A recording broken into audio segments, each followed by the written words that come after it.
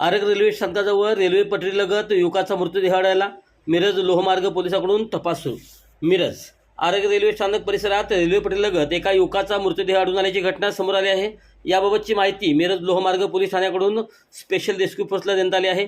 माहिती मिळताच मिरज लोहमार्ग पोलीस ठाण्याचे अधिकारी, GRP पोलीस तसेच स्पेशल रेस्क्यू फोर्सचे आपत्कालीन पथक तातडीने घटनास्थळी दाखल झाले.